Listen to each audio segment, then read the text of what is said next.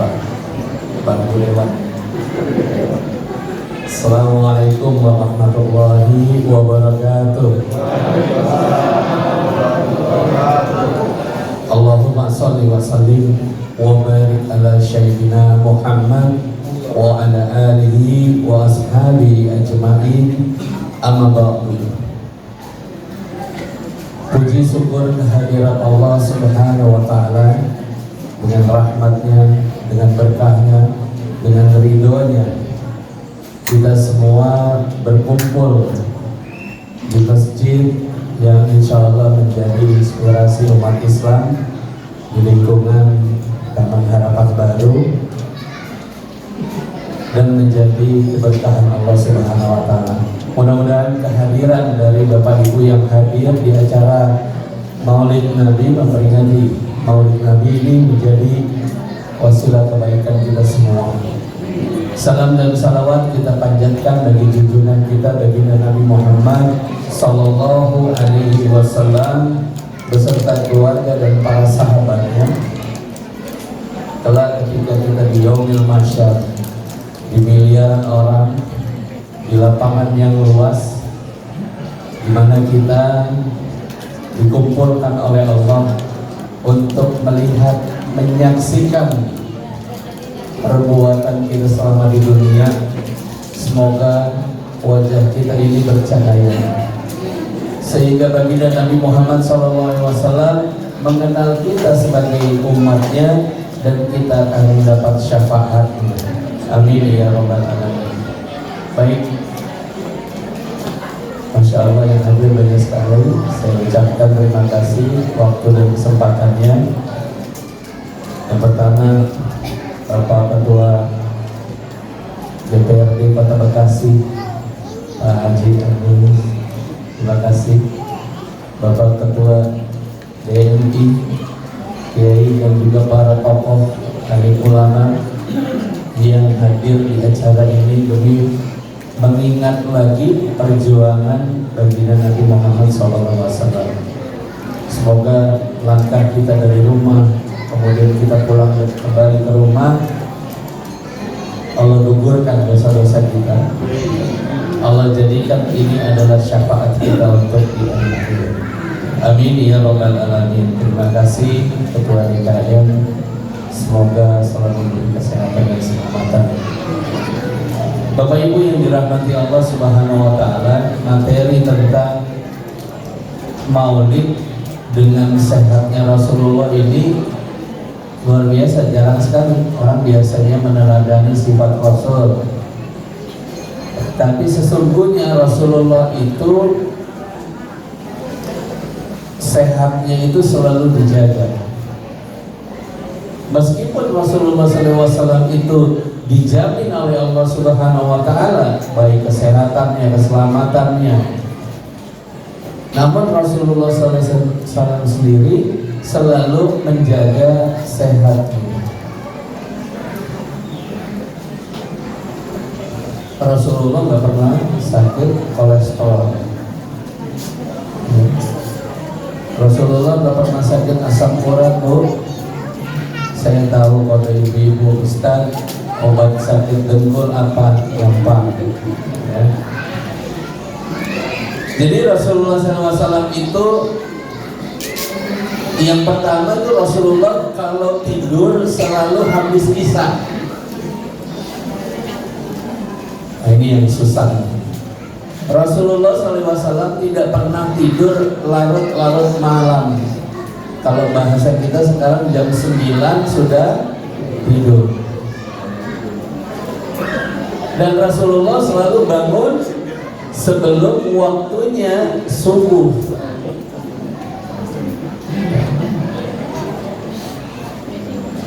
Kalau dalam surat Yunus ayat 57 Allah menerangkan, hai manusia, telah datang kepadamu Al-Quran. Jadi ya ayuhan nas, kata Allah, seluruh manusia yang di muka bumi ini Allah kasih, telah datang kepadamu petunjuk berupa Al-Quran menjadi al-shifa, menjadi penyembuh bagi orang-orang yang beriman. Alhamdulillah saya mempelajari Al-Quran khusus untuk terapi penyembuhan ini sejak 2009. 2008 saya ke Mekah, diundang oleh kerajaan Saudi untuk di bidang lawyer untuk makan sambil umroh. Pada waktu itu Pak Dewan, mereka kan makannya kambing semua, kambing, sapi, onta, makannya aja banyak-banyak. Kita ngambil secuil-secuil aja kan. Mereka ngeliatin saya, pada waktu itu mereka ngeliatin saya makan nasi kebuli, nasi kamsa, nasi mandi itu banyak lah ya. Coba ibu-ibu bawa apa kita siapin hari ini sini, besok cek aja kolesterolnya. Saya makan dikit-dikit pada waktu 2008, saya makan dikit-dikit, ternyata setelah acara makan-makan selesai, si Syekh Hasan Ustaz ini mengatakan, Ustaz, untuk makannya dikit. Saya ketawa aja. Saya bilang, makanannya kolesterol semua. Kata siapa? Kata Allah Subhanahu wa Ta'ala menciptakan seluruh yang ada di muka bumi ini untuk kita nikmati selama kita hidup. Rasulullah SAW selalu kalau makan kambing, apa yang diambil Rasulullah? Paha. Hari ini saya bawa misalnya kambing guling, ada yang mau makan pahanya satu? Mikir kita, ya. Karena sesungguhnya makanan-makanan itu akan kita bisa netralisir kalau tubuh kita ini selalu mengikuti irama Quran. Irama Quran. Bapak Ibu yang sakit darah tinggi, ada yang darah tinggi di sini? Obatnya apa? Surat Amlodipin ayat 10.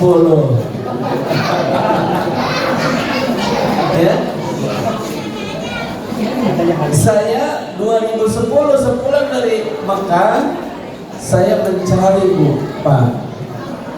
Terutama saya praktekkan adalah keluarga besar saya yang kalau dibilang Pak De Bude, terus kemudian ada mamang segala macam yang punya penyakit kolesterol sama penyakit darah tinggi, saya suruh berhenti dulu, pakai Al-Quran dulu. Ternyata sampai hari ini salah satu kiai besar di Geger Kalong yang 20 tahun kalau tensinya udah minum obat itu 180 tensinya, setelah dirubah dengan Quran sekarang nyender di 120. Ini ya, dipahami betul nih. Obatnya apa? Tiap pagi dan sore cuma membaca surat Ar-Rahman, bukan Amlodipin, bukan. Demi Allah, demi Rasulullah, itu Al-Quran mengajarkan gimana tensi kita itu bisa stabil dengan surat Ar-Rahman. Pagi habis subuh, sore habis asar, malam habis isya itu baca surat Asy-Syu'ara ayat 1 sampai 97. Asy-Syu'ara itu yang baru darting. Jadi saya kembalikan Rasulullah SAW selalu tidur selepas isya jam 9 maksimal Rasulullah sudah tidur. Kemudian Rasulullah bangun sebelum waktunya subuh. Kalau kita bilang jam 3 bisa tahajud dulu, kemudian kita tungguin dengan zikir menjelang datangnya fajar. Itu doa yang paling mustajab. Kenapa Rasulullah menjalankan seperti itu? Ternyata saya ngulik Al-Quran, orang yang kena stroke itu waktunya di antara jam 1 sampai jam 3-an. Jadi yang serangan stroke tuh ya, rata-rata di jam segitu. Sebabnya apa? Karena stresnya di antara setelah Isya sampai menjelang tidur. Stresnya dari mana? Dari HP. Sesungguhnya penyakit kita ini kita yang buat kok. Karena Allah menerangkan dalam Al-Quran, sesungguhnya yang baik-baik itu datangnya dari aku, yang buruk itu datangnya dari buat tanganmu sendiri. Pulang dari Makkah 2009, saya mempelajari sebab apa nih orang Arab nggak pernah sakit kolesterol, sebab apa orang Arab nggak pernah darah tinggi. Ternyata obat kolesterol itu dalam Al-Quran Allah sudah bersumpah, watini wa zaitun. Obatnya orang kolesterol itu buah tin dan zaitun. Cobain. Saya gemuk ini alhamdulillah, dikontrol sama istrinya tiap hari, tensi normal, kolesterol normal. Karena konsumsinya setelah menjelang subuh kita minum tuh zaitun. Nah, Rasulullah SAW cara sehat badannya adalah pagi dia makan kurma, sore dia makan buah delima. Persamaan orang Arab, delima itu apa? Buah tin. Jadi ibu kalau punya kolesterolnya yang nggak mau turun-turun, minum zaitun, makan buah tin. Buah tin susah Ustaz, cari delima. Ya. Jadi Rasulullah kalau untuk mau sehat, yang pertama dari tidur. Kita tuh sakit karena yang salah itu adalah satu, pola makan. Yang kedua, pola tidur.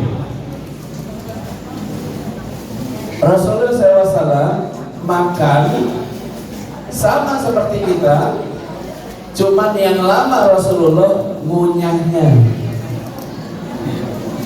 Karena enzim dalam ludah kita itu yang menetralisir racun-racun. Susah Ustaz. Mau ngunyah kayak Rasulullah, Rasulullah makannya gandum, kita sebelah. Jadi ngunyahnya susah. Jadi ada yang datang ke saya, Ustaz, saya sakit GERD nih, penyakitnya emak-emak. Puasa Ramadan katanya nggak boleh puasa Ustaz. Kata siapa? Kata dokter Anu. Enggak, obatnya sakit mah harus berpuasa. Tapi nggak sembuh Ustaz. Ibu buka puasanya pakai apa? Rasulullah buka puasanya pakai kurma. Kita pakai bahkan di anak-anak Melina buka puasanya habis Isya, habis tarawih beli seblak. Waduh, kita lagi puasa, malamnya kita makan yang pedas-pedas, rusak khusus kita. Rasulullah SAW di antara semua kesempurnaan sudah paling sempurna, namun minimal kita ambillah 5 contoh bahwa penyakit kita itu disembuhkannya dengan Al-Quran. Harus dengan Al-Quran. Ibu-ibu khatamin Quran, baca satu-satu. Saya ada orang KPK tahun 2012, tahun 2013 di Bandung, di salah satu rumah sakit besar, dan biayanya nggak tanggung-tanggung. 1 tahun di rumah sakit, 1 tahun komanya, biayanya udah nggak dikit. 2014 pulang ke rumahnya dikasih semua makanannya dari tenggorokannya dibolongin, dikasih kabel, dikasih. 10 tahun ketemu saya lagi kajian di Bandung 2013. Saya tanya sama anaknya, Ibu Ami, Bapak koma berapa lama? 10 tahun Ustaz. Jadi makan segala macam dan lain-lainnya itu semuanya Bapak tiduran aja, kiri kanannya udah ada ini kayak layar gitu ya, buat tensi segala macam. Saya bilang ya sudah, ibu manggil saya ngajiin dulu ya, kita ngaji Al-Baqarah. Apa yang terjadi setelah kita ngaji Al-Baqarah belum sampai 286 baru ayat 163 itu yang koma ngeluarin air mata, dari sini netes terus. Berarti yang koma dengar kita ngaji dong. Saya bilang, Bu Ami kalau gitu saya ngajiin dulu ya sampai Allah memberikan lagi tempat untuk jalannya roh supaya dia bangun.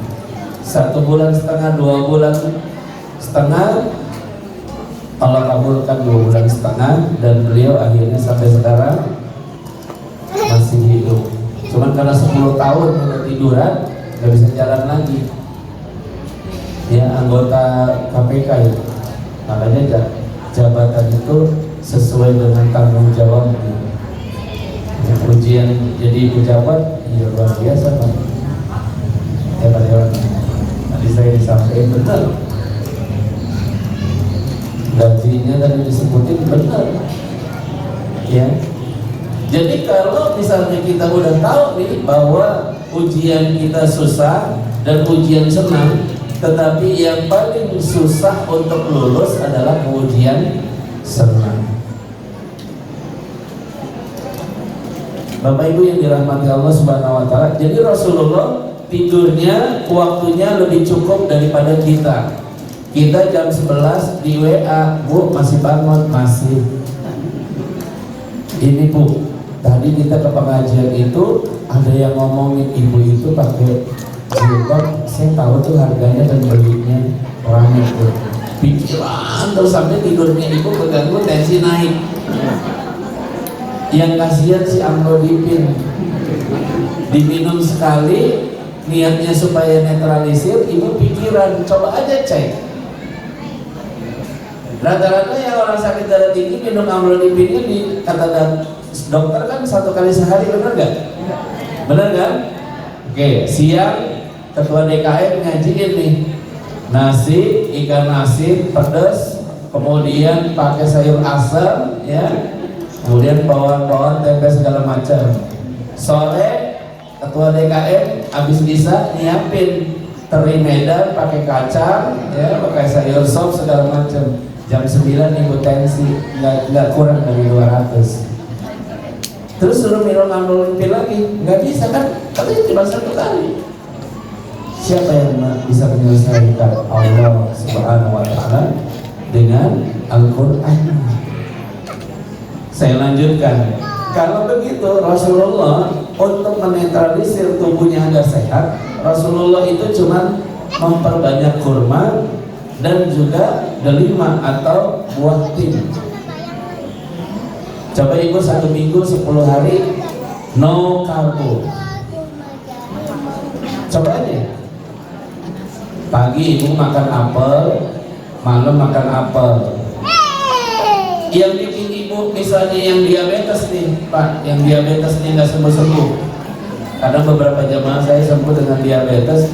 Yang bikin nggak sembuh apa? Pagi makan nasi uduk, jam 9, jam 10 ngemil nih ya, risol, pastel, lemper, dan macam. Jam 12 dia makan lagi habis pengajian. Sedangkan orang diabetes, kalau kata teman-teman saya dokter yang sehat yang sering kolaborasi dengan saya, orang diabetes itu dia makannya harus dijeda 7 jam. Kalau enggak, mau dia makan glukopa, mau dia makan obat penurun gula, Bu, Pak, Anda, Mama, apa? Nah, itu kan apa? Itu akhirnya lama-lama Bapak Ibu yang punya diabetes, dari diabetesnya biasa menjadi akut. Karena kenapa? Karena pola makan kita berantakan ya. Karena jadwal makannya kita tidak sesuai, sehingga makanan-makanan kita yang belum sempat diolah udah kemana-mana. Alhamdulillah perjalanan 2010 sampai sekarang, 2009 sampai sekarang ini 15 tahun, kanker dengan Al-Quran Allah sembuhkan lewat zikir doa saya, sampai dibawa ke rumah sakit Darmais. Kemudian kanker itu macam-macam, ada kanker usus. Ini sekarang yang lagi calon gubernur DKI, ada ibu mertuanya sembuh karena dibacain Quran sama saya. Ya. Obatnya tidak kemana-mana, gak usah kemo aja. Tapi yakinin Quran dengan sejadi-jadinya. Ya. Ibu yang sakit GERD, asam lambung, ada obatnya. Dalam Quran cuman gabungkan antara zaitun dengan madu yang ada sarang-sarangnya itu. Tuangin aja, udah gak usah pakai yang lain-lain.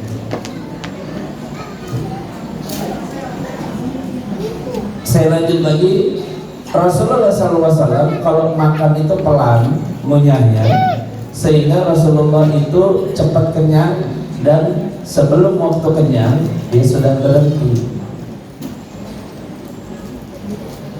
Tapi dari sekian banyak kebiasaan Rasulullah, yang paling utama yang menyehatkan beliau adalah Rasulullah tidak pernah menyimpan dalam hatinya perasaan dongkol atau jengkel.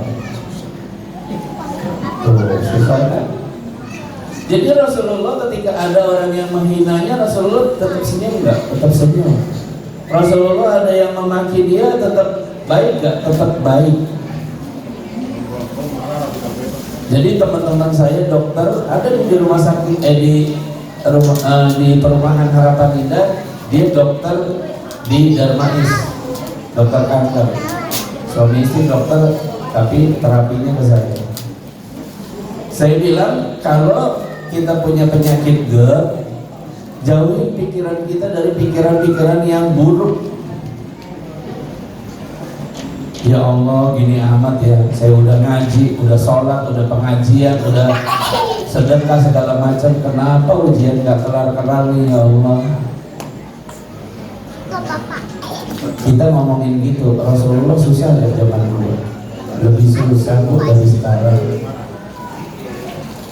Ibu saya suruh jalan kaki, Bu, kita jalan kaki dalam rangka memperingati Maulid seperti Rasulullah lagi berdakwah dengan untanya.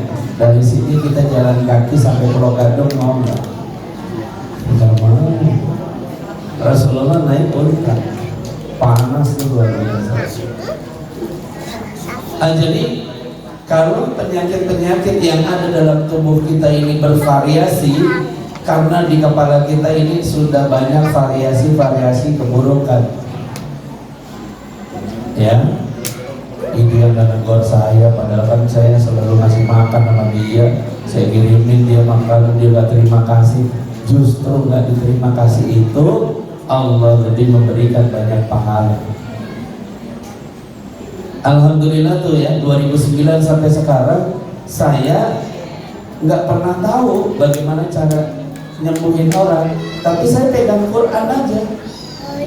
Saya pegang Quran aja, bahwa kalau kita udah baca Quran dan kita yakin bahwa Allah mengizinkan dia sembuh, maka Allah mengizinkan dia sembuh. Ada istrinya yang kedua DKM di daerah Pondok Labu, Lebak Bulus, sakit kanker usus, sakit kanker liver stadium 4. Badannya kurus, udah kurus, kakinya besar karena isinya cairan. Pas waktu saya ngisi tausiah tentang sehat bersama Al-Quran, ada tata cara memperbaiki herbal dengan kanker, diantaranya dengan daun nangka. Perbanyak minum daun nangka. Terus ada bapak-bapaknya banyak kan, buat bapak-bapak untuk yang 50 tahun ke atas supaya tidak kena prostat, apa obatnya Ustaz? Gampang, makan durian. Enak nggak? Tapi bukan duriannya, biji duriannya. Direbus biji duriannya, dipotong, diambil airnya diminum. Jadi obatnya orang prostat ada di dalamnya biji durian, bukan durian. Ya. Nah akhirnya apa? Begitu saya datang ke rumahnya, kita ngajiin 1 minggu, istrinya meninggal. Nah terus ketua DKM itu bilang, Ustaz, saya nggak gaji Ustaz pengajian tiap bulan, istri saya dibaca doa meninggal.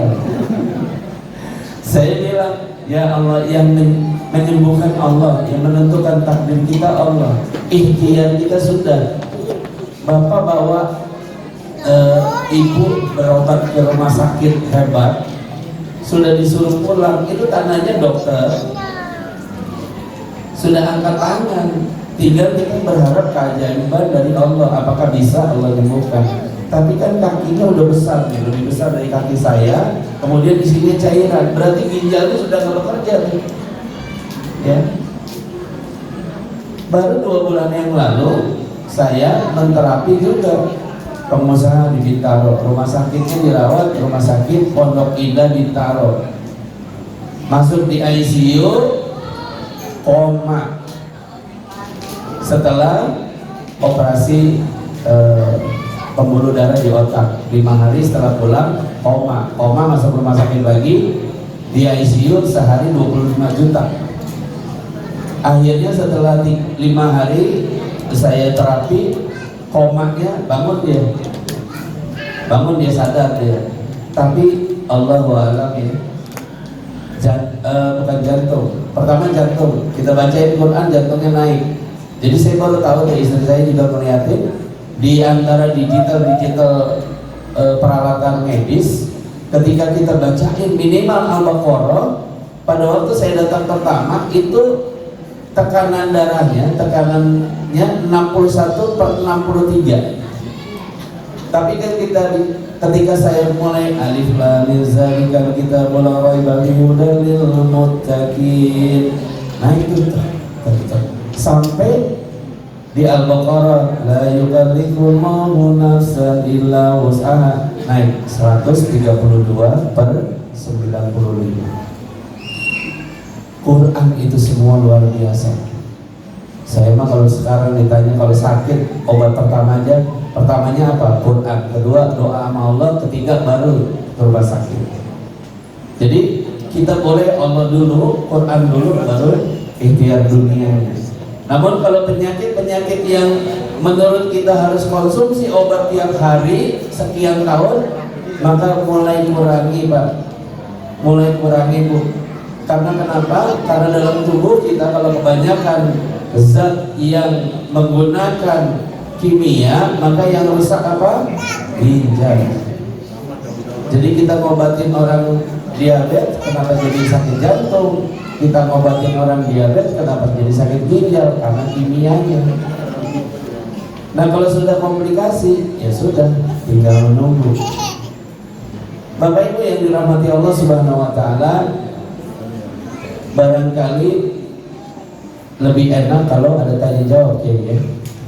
Ada tanya jawab. Yang punya diabetes nanti saya jawab. Yang punya jantung caranya gimana Quran, insya Allah saya jawab. Jadi orang yang sakit jantung sebenarnya yang ganggu apa? Irama jantungnya. Irama jantungnya. Jadi kalau mau tidur tuh jantungnya gini. Jadi nggak bisa tidur. Qurannya baca apa? Baca surat Qaf ayat 16, pegang ini. Baca dulu Fatihah, baca surat Qaf ayat 16. Baca surat Al-Baqarah ayat 74, surat Al-Mu'minun ayat 12-14. Lalu minta ya Allah irama jantungnya, ya jantung, saya mau tidur normalkan. Normal insya Allah. Ya, baik.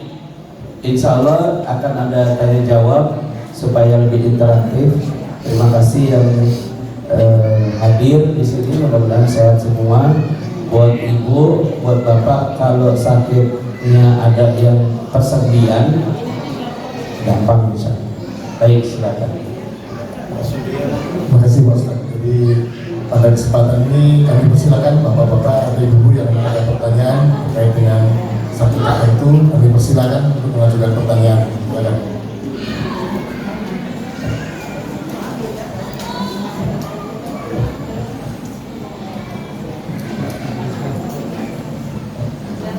Bismillahirrahmanirrahim. Assalamualaikum warahmatullahi wabarakatuh.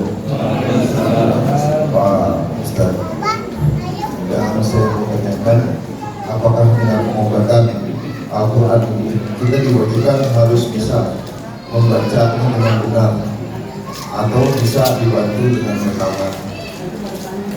rekaman yang sekarang ini?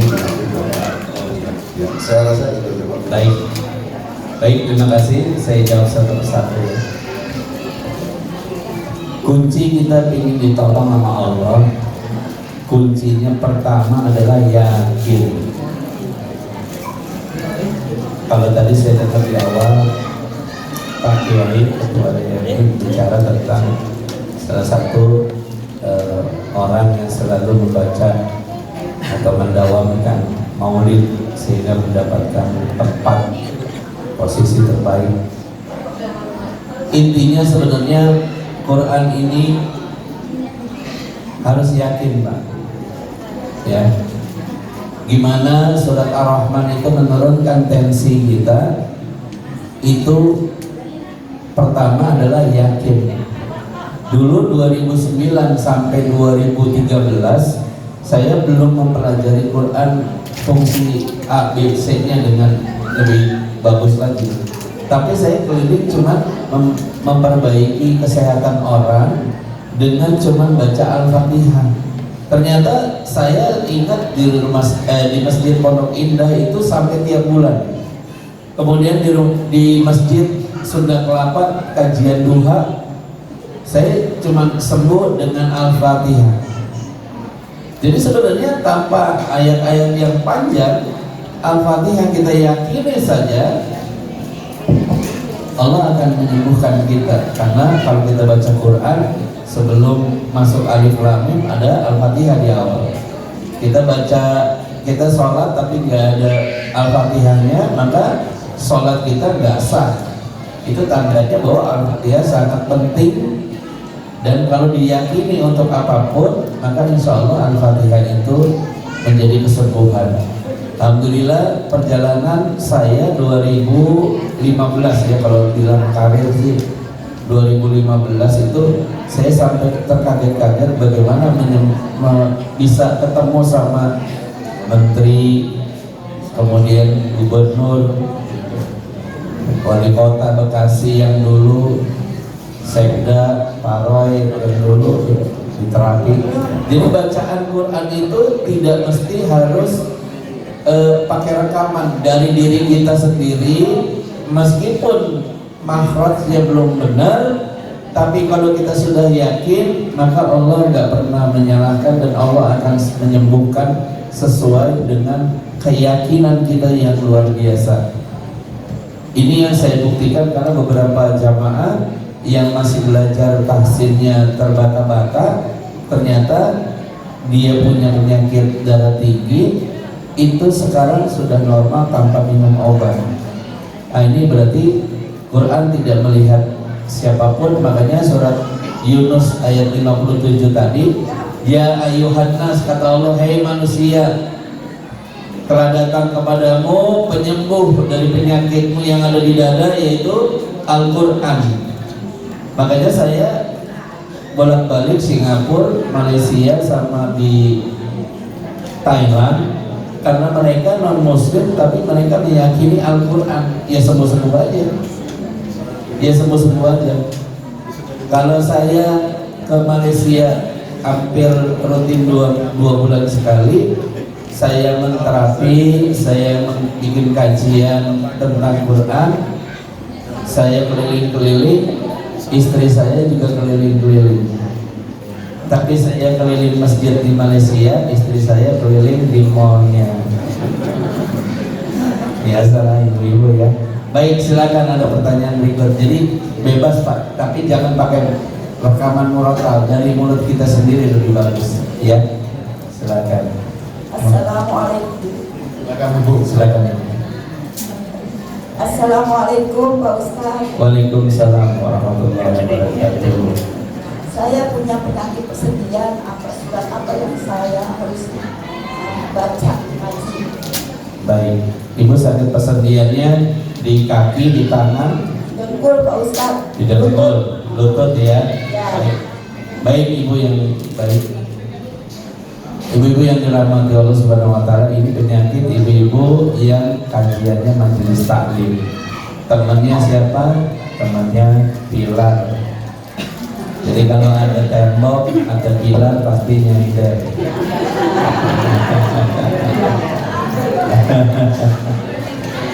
Ya, jadi sebelum ayatnya saya sampaikan kalau ada lutut yang harus disuntik, itu saya sarankan janganlah. Atau barangkali ada jamaah saya juga pernah merasakan bagaimana lututnya itu dibelek, dikasih bantalan, ternyata cuma 3 bulan, habis itu malah nggak bisa jalan. Tubuh kita ini sama Allah Subhanahu wa taala sudah sistematis.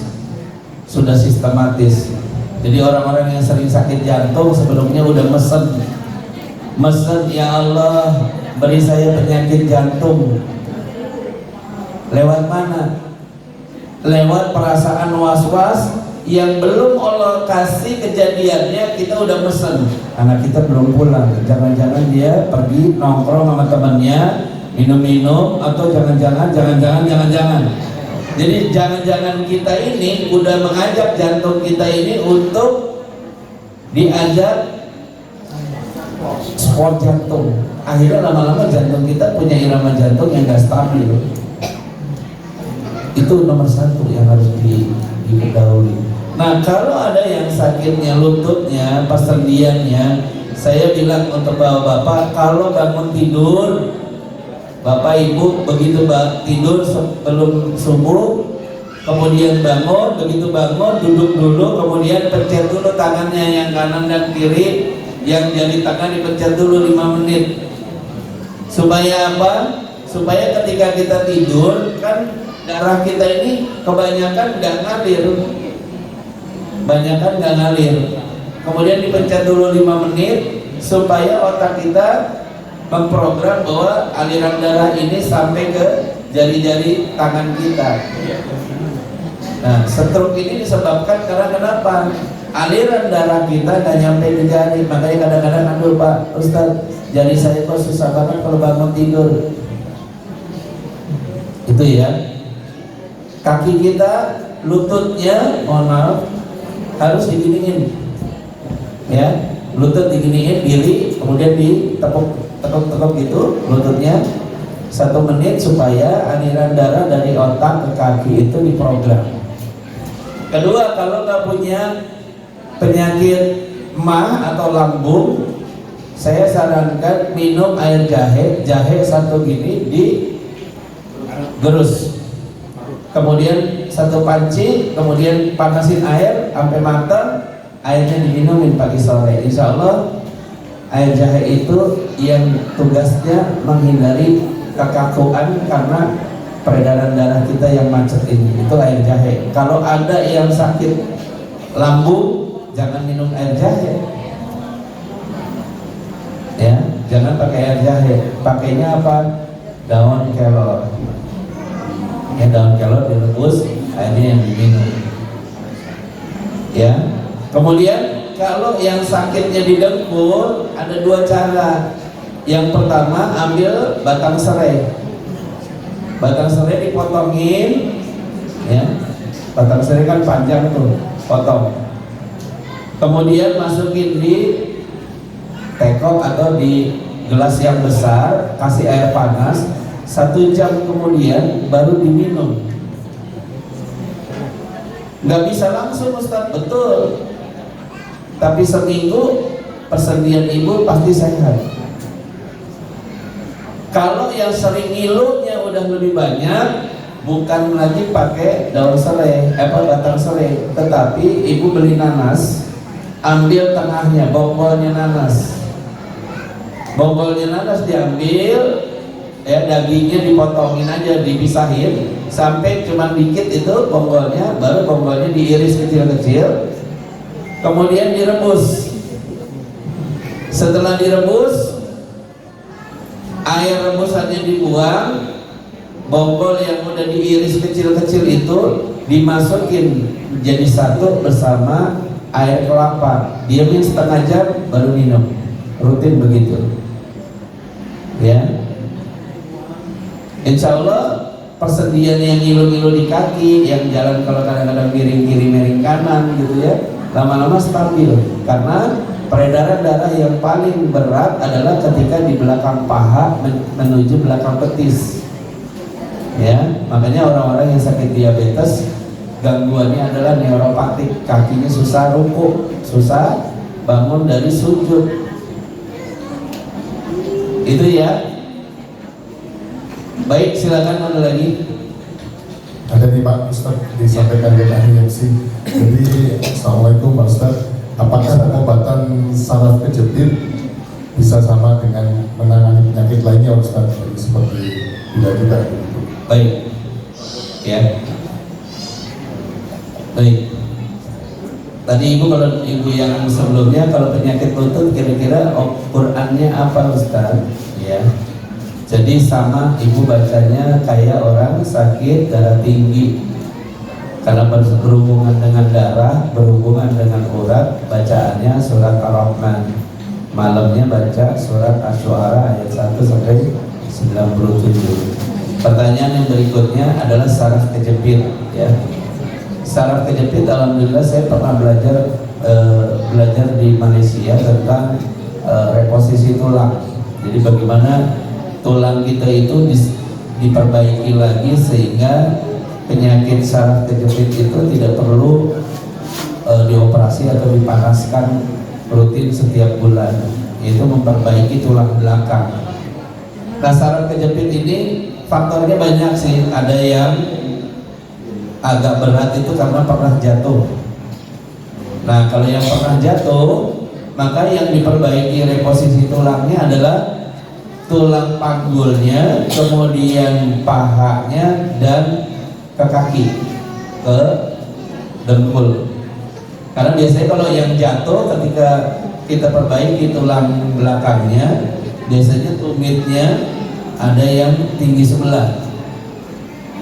Nah, kalau kita udah tinggi sebelah, berarti kita nggak simetris.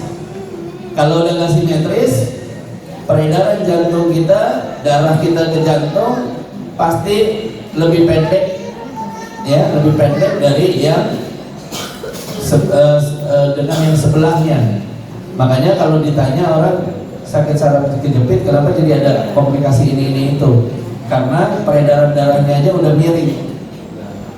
Jantung miring, paru-paru miring, kemudian limfa. Makanya nggak main-main kalau saraf kejepit. Nah, salah satu solusi saraf kejepit adalah yang pertama, kalau kita bisa, ini kalau tidak karena sudah punya pengapuran ya, itu masih bisa direposisi tulang, diperbaiki. Tapi kalau sudah ada di tulang belakangnya sudah ada yang kena penyakit ini keropos gitu, atau misalnya ada hal yang berhubungan dengan tulang, maka yang bisa diperbaiki adalah dari panggul ke kakinya. Jadi panggul ke kakinya itu nanti ditarik, diputar dulu sampai simetris di panggul, minimal mengurangi rasa sakitnya. Karena kan orang sakit saraf kejepit itu panggulnya mau diri tegak susah kan, ya. Makanya dia disuruh ditahan oleh misalnya pakai ini apa, kalau orang Jawa namanya kemben, kalau kita pakai ini ya gitu. Nah, ini yang harus diperbaiki. Nah, kalau Qurannya atau terapinya ya untuk orang saraf kejepit ya, itu ayat Qurannya Al-Baqarah ayat 163, 167 sampai 4 ayat, 163, 167 ya.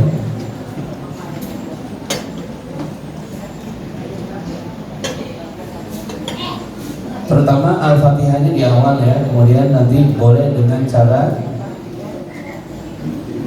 dilanjutkan dengan tadi Al-Baqarah tadi. Lalu airnya boleh diminumkan oleh dirinya sebagai penyembuh, dan boleh juga untuk syaraf kejepit supaya saraf-sarafnya kembali normal. Rasulullah SAW mengajarkan salah satu fungsinya kita minum zaitun adalah memperbaiki saraf-saraf kita yang rusak.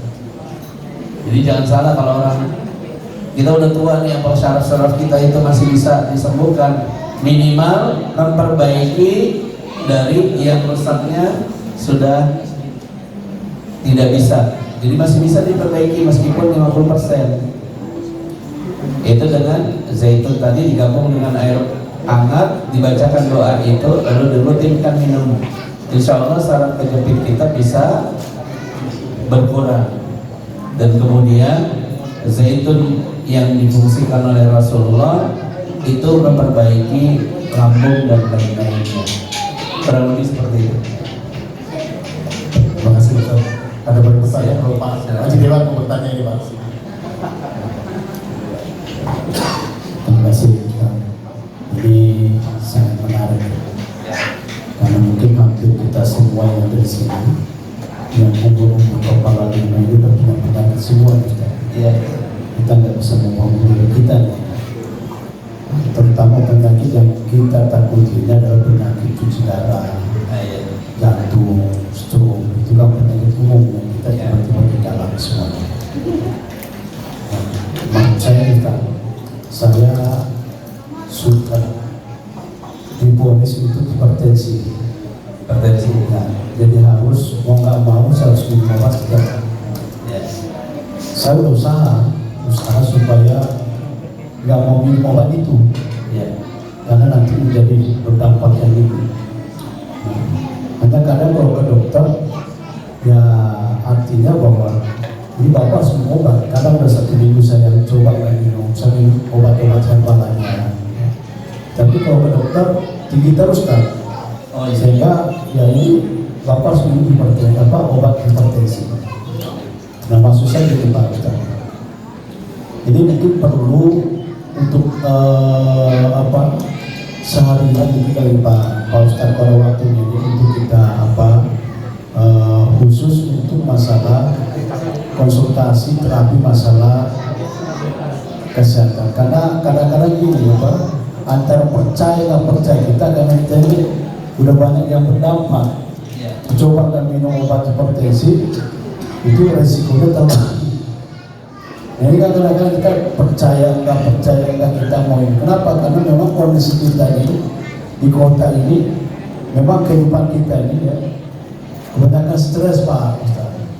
Jadi siapapun stres di jalan, yang umum dia kan stres macam-macam. Apalagi kondisi sekarang ini stres masalah ekonomi, stres masalah yang macam-macam semua. Memang kita yakin bahwa dalam Al-Quran mungkin sudah semuanya terkupas masalah kesehatan. Jadi seluruh kehidupan kita sebenarnya kuncinya di Al-Quran dan hadis sudah selesai gitu. Tapi permasalahannya kita ini ya, sebagai manusia yang itu kadang-kadang yang mohon maaf baik kami yang sebagai masyarakat umum atau mungkin mohon maaf tokoh-tokoh agama yang kita harapkan menjadi suri teladan juga kadang-kadang juga kita juga antara ragu dan nggak ragu juga gitu Pak Ustaz ya. Ini mohon maaf nih Pak Ustaz ya, karena dari Pak Ustaz kan ya kita yakin lah ya kan. Nah yang harus memberi contoh ternyata kan juga banyak juga yang mengalami hal yang sama juga umum ya juga hipertensi apa semacamnya gitu.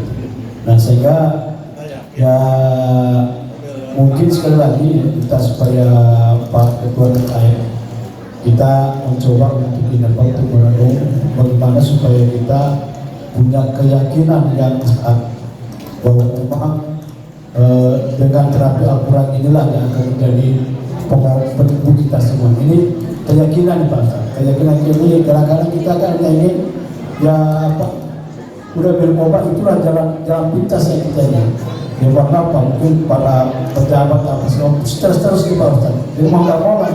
Jadi ada singkat aja kita minum obat udah. Nah itu yang menjadi Pak Ustaz. Nah jadi sehingga ya saya berterima kasih ini Pak Ustadz bisa kita mencoba beralih bagaimana kita sehat bersama Al-Quran. Namun mungkin aplikasi yang kita yakinkan ini betul-betul kita ingin mencoba mendalami secara khusus supaya kita punya peluang Pak Ustadz. Jadi kan nggak mungkin lah setiap hari Pak Ustadz nanti kita undang, mungkin kita sakit kita undang lagi kan gitu. Nah tapi kita ingin kalau sakit hipertensi kira-kira apa intinya gitu ya kan, penyakit jantung kira-kira apa intinya, dan sebelumnya kita bisa kan kita lakukan kan gitu Pak Ustadz. Itu aja Pak Ustadz, terima kasih. Baik, Bapak Ketua Dewan, Ketua DPRD Kota Bekasi, mudah-mudahan sehat selalu. Memang ini menjelang Ramadan atau akhir tahun ini, baik di Kota Bandung maupun di kota-kota lainnya itu ada namanya semacam acara namanya Sehat Bersama Al-Quran, tapi namanya BSQ, Bahagia Sehat Bersama Al-Quran, BSQ. Jadi kalau ke TikTok atau Instagramnya ada BSQ. Nah, apa yang Bapak sampaikan benar betul bahwa hari-hari kita ini kadang-kadang dibuat oleh stres, oleh sederhana misalnya. Enggak dari keluarga di jalan lagi nyetir tiba-tiba ada yang nyalip, ya tensi naik. Kemudian lagi makan gitu tiba-tiba ada yang membuat kita naik darah juga, macam-macam.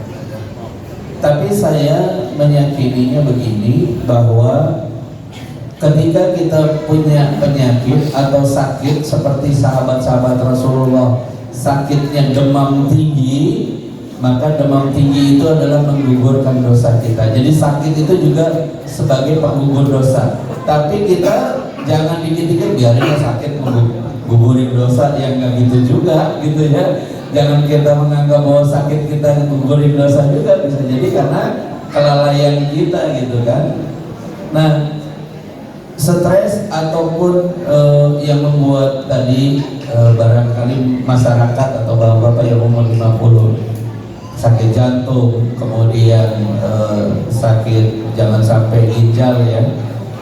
Memang saya lanjutkan, Rasulullah ini kalau minum air ya enggak kayak kita belum itu, enggak. Rasulullah 1, 2, 3 berhenti. Sunnahnya gitu tuh. Boleh kita minum, kata kesehatan minum kan dalam 1 hari 2 liter. Ya nggak pernah minum terus kita minum banyak, salah. Jadi kita boleh minum porsinya dikit-dikit, 3 teguk selesai. Ntar lanjut lagi, acara lagi, kegiatan lagi. Jadi sebenarnya yang membuat sistem dari tubuh kita ini tidak berfungsi dengan baik, karena kalau kita udah ngelihat pastel, mintanya nggak mau 1, mintanya 3, mintanya 5. Yang repot lagi kalau umroh Pak. Kalau umroh, begitu kita habis sarapan, banyakan ibu-ibu bawa plastik, makanannya taruh di kamar. Itu lagi umroh itu. Saya kadang-kadang astagfirullahaladzim, kita itu mau ibadah atau kita mau makan-makan gitu kan. Nah, maka kalau memang materi tentang sehat bersama Quran ini banyakkan di masjid-masjid, saya setiap minggu sebulan sekali mengadakan acaranya 1 bulan. Kita ngobatin apa dulu nih? Misalnya, sakit hipertensi, saya sama teman-teman bawa nih alat-alat tensi. Ketika kita baca Al-Fatihah 3 kali, tiba-tiba kita cek ulang, ada yang tensinya turun. Nah itu udah selesai. Begitu bacanya Ar-Rahman gitu ya, baru kita mulai aja, baru 2-3 ayat ada yang tensinya turun, berarti Qur'annya ini. Salah satu yang membuat kita untuk bisa berada sehat setiap hari, Pak Dewan, setiap masalah itu harus kayak Rasulullah, harus bisa senyum dan tahu buangannya. tahu buangannya. Saya selalu mengatakan salah satu sukses kita sehat, ibu, bapak dari setiap hari harus temukan titik bahagianya di mana. Kuncinya di situ. Makanya nanti insya Allah saya undang Bapak Ketua DPRD Kota Bogor, Kota Bekasi, untuk sebekasi kita sehatin orang dengan Quran, gitu. Ya insya Allah maunya sih di gor gitu ya. Karena kalau ada agama lain sehat dengan kitabnya, kenapa kita dengan Quran nggak berani gitu. Jadi sebenarnya ibu-ibu sakit, bapak sakit itu sebabnya kita tidak menemukan titik bahagia kita di mana. Coba deh, ibu beli makanan ini, makan, makanannya gini aja, cuma viral aja nih. Kalau ibu temukan titik bahagianya dimakan, maka apapun makanannya pasti enak. Sholat, Allahu Akbar. Titik bahagia kita kalau bisa sholat, ketemu sama Allah dan merasakan Allah menjawab doa kita. Jadi yang selama ini membuat kita menjadi penyakit karena kita dalam hidup tidak menemukan titik bahagia kita di mana.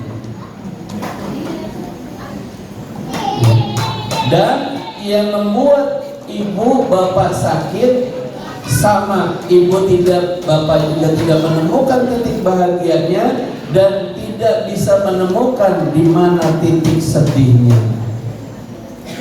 Ada yang sakit tensinya nggak habis-habis, curhat sama saya. Ibu, ini ibu udah minum obatnya udah luar biasa nih buat tensi, tapi tensinya mantap di 170. Kalau nggak makan segitu, kalau makan selalu 205, 210. Ibu kenapa nih? Saya tanya deh, titik sedihnya ibu gimana? Cuma satu Pak Dewan, saya Ustaz punya suami, kemana saya pergi suami bilang silakan, kalau ibu mau pergi kemana aja saya izinkan. Jadi si istri ini sebenarnya pengen diomelin sama suaminya, pengen dilarang, sekali aja dilarang, nggak boleh bu, ibu di sini, saya ada di rumah. Enggak, jadi suaminya saking sayangnya, ibu mau pergi, iya boleh. Telepon lagi, Pak, saya sama ibu majelis taklim ada acara peresmian di kafe, itu di Soreang, pulangnya mungkin jam 9 malam. Iya, enggak apa-apa. Ya Allah, jadi tensinya naik gitu. Jadi saya mengatakan rumusnya dua, temukan titik sedihmu di mana, temukan titik bahagiamu di mana. Nanti kita lanjutkan di sesi yang insya Allah kalau emang kita bertemu setiap bulan, saya ajarkan bagaimana kita menghindari stroke, bagaimana menghindari jantung. Minimal orang sakit jantung, rajin-rajin rebus ya, rebus ketumbar, 1 sendok makan ketumbar rebus, minumin pagi sore ya.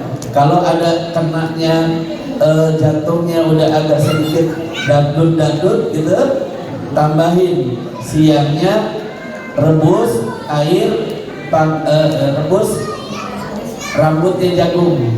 Jadi jangan jagungnya, rambutnya jagung direbus, kemudian diminumin. Insya Allah irama jantungnya stabil, minimal tidur kita.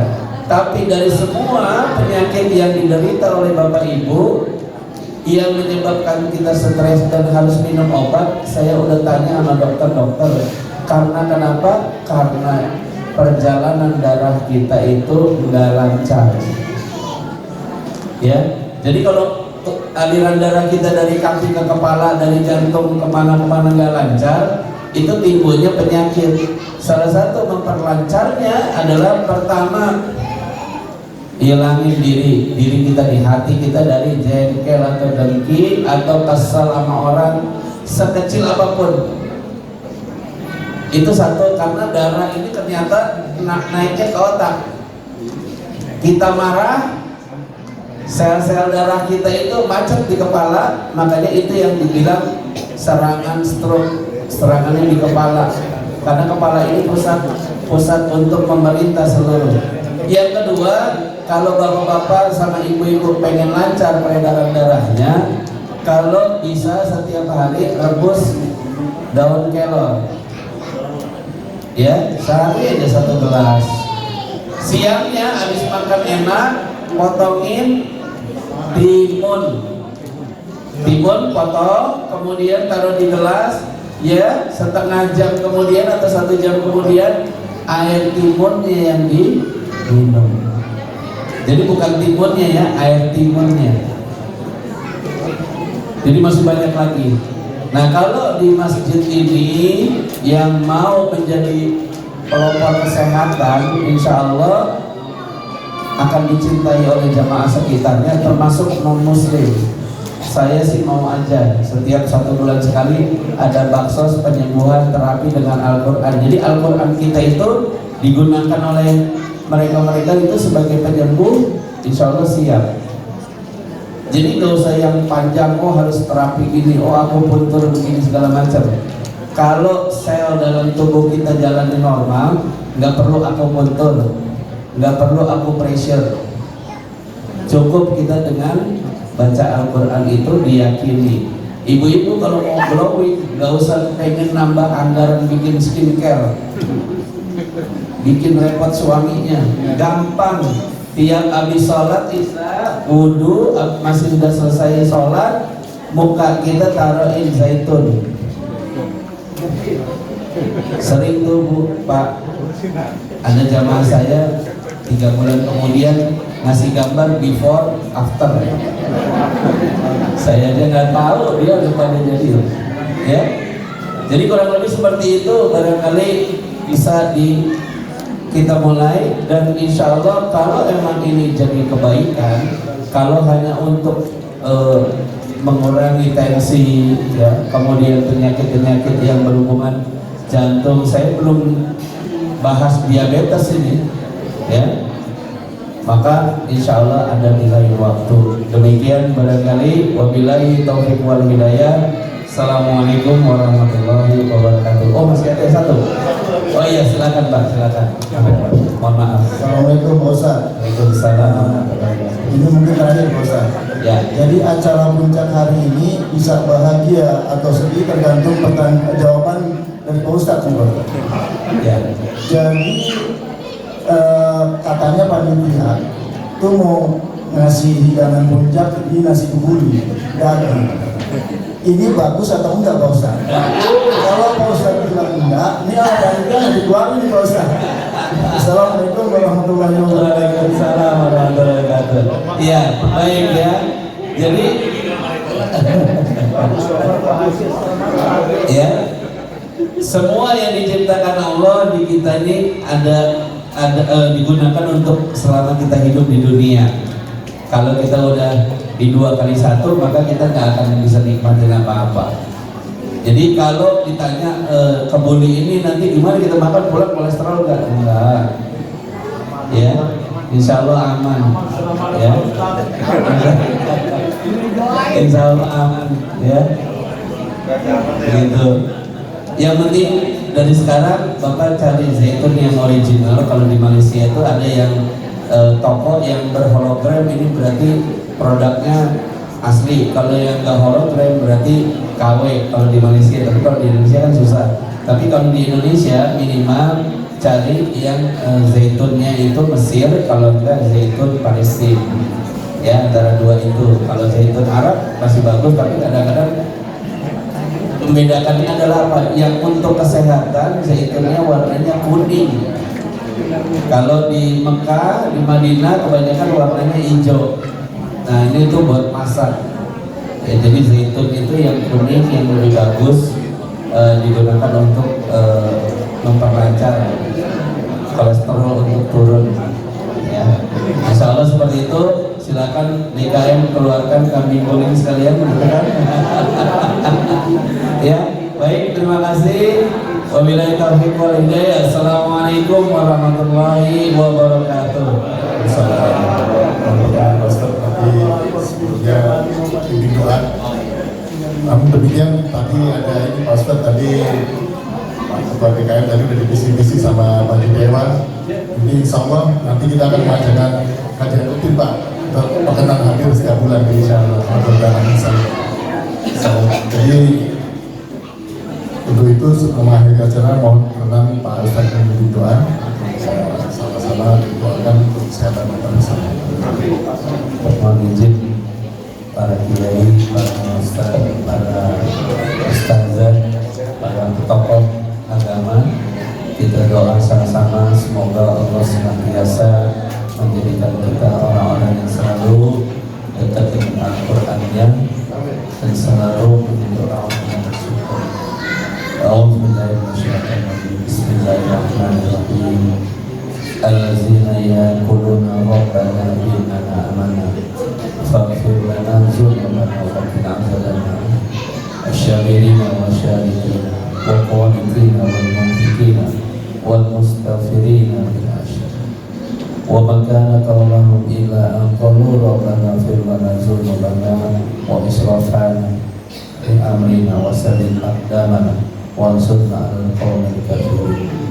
Ya Allah, ya Rahman, ya Rahim, kami berkumpul dalam rangka untuk memperingati bagaimana baginda kami Rasulullah SAW menyebarkan agamanya bagi para umat-umat di muka bumi ini. Dalam acara Maulid Nabi, kami mendoakan ya Allah semoga kami semua selalu menjadi umatnya hingga akhir hayat kami. Ya Allah, ya Rahman, ya Rahim, kami ini selalu menjadi manusia yang suka lupa bersyukur kepada-Mu ya Allah. Maka jadikanlah hati kami ini untuk kembali untuk mendapatkan keberkahan-Mu dengan cara bersyukur kepada-Mu ya Allah. Lewat perjalanan hidup kami barangkali banyak sekali ujian, godaan, baik itu kemuliaan maupun kehinaan. Namun dalam hidup kami yang paling utama ya Allah, jadikanlah kami orang yang paling bertakwa di hadapan-Mu ya Allah. Karena kami tidak akan pulang dari dunia ini kalau tidak mendapatkan predikat menjadi orang-orang yang bertakwa seperti Engkau janjikan. Ampunilah dosa kami ya Allah, ampunilah dosa orang tua kami, ampunilah dosa guru-guru kami ya Allah yang menyebarkan agama-Mu di muka bumi ini. Ampunilah diri kami dan kehilafan baik kata maupun janji yang kami suka keluarkan setiap hari. Ampunilah hati kami yang terkadang kami tidak meyakini ayat-ayat-Mu, padahal ayat-ayat ini yang tertulis dalam Al-Quran dulunya. Quran ini adanya ditulis di dalam pelepah pisang, pelepah pohon, di pelepah kurma, di kulit-kulit domba. Namun sekarang sudah menjadi cetakan dalam kitab Quran. Kami tidak meyakini, maka ampuni kami ya Allah. Karena sesungguhnya kalau jauh dari Al-Quran, maka hati kami ini menjadi gelisah dan menjadi tidak tenang. Maka ya Allah, ya Rahman, ya Rahim, jadikanlah yang hadir di sini adalah orang-orang yang kelak mencintai Al-Quran-Mu ya Allah, menjadi solusi dalam kehidupan mereka semua termasuk hamba ya Allah, dan menjadi orang-orang yang selalu menghadapi dunia ini dengan apa adanya. Karena sesungguhnya Engkau menuliskan dalam Al-Quran bahwa sesungguhnya dunia ini hanya tempat untuk ibadah. Hari akhir kami, kehidupan kami yang nyata adalah di alam akhirat. Maka jadikanlah penghuni-penghuni yang hadir di sini adalah calon-calon surga-Mu ya Allah. Lewat jabatannya Engkau masukkan dalam surga, lewat pekerjaannya masukkan dalam surga-Mu ya Allah, lewat amal solehnya masukkan dalam surga-Mu ya Allah. Dan jadikan kami semua kelak ketika dipanggil oleh-Mu menjadi orang-orang yang husnul khotimah, orang-orang yang matinya dipermudah dengan-Mu ya Allah, dan mati dengan mengingat-Mu ya Allah. Semoga kami dimudahkan dalam rezeki kami, diringankan dalam segala ujian dunia kami, dan selalu diberi aba-aba ketika kami akan dipanggil kepada-Mu ya Allah. Rabbana atina fid dunya hasanah wa fil akhirati hasanah wa qina azabannar. Walhamdulillahi rabbil alamin. Amin ya rabbal alamin. Demikianlah